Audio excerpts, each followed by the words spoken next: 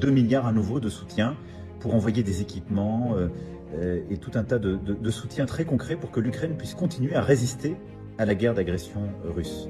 Lorsqu'un dirigeant annonce publiquement le financement, l'entraînement et l'équipement d'une armée aux portes d'un autre État, il ne s'agit plus de diplomatie. Il s'agit d'un acte stratégique. Et chaque acte stratégique a des conséquences.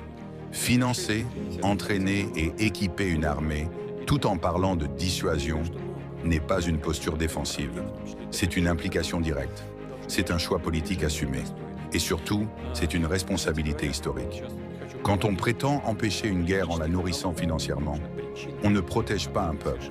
On prolonge un conflit. On transforme un pays en champ de bataille par procuration. La Russie entend ce discours avec lucidité. Il ne s'agit pas d'aider l'Ukraine. Il s'agit d'installer durablement une architecture militaire hostile, sous commandement indirect, au cœur de l'Europe de l'Est. Parler de dissuasion tout en accumulant armes, entraînement et financement est une contradiction stratégique.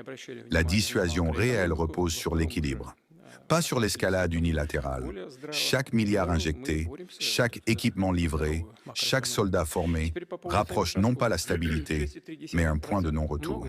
Et ceux qui encouragent cette trajectoire ne pourront pas dire qu'ils ne savent pas. La Russie ne cherche pas la confrontation avec l'Europe, mais elle n'acceptera jamais que sa sécurité soit négociée sans elle, contre elle ou à ses dépens. L'histoire jugera sévèrement ceux qui auront confondu leadership et agitation, responsabilité et posture morale, diplomatie et militarisation permanente. La Russie, elle, restera fidèle à une logique simple. Sécurité partagée ou instabilité durable. Le choix appartient désormais à ceux qui financent.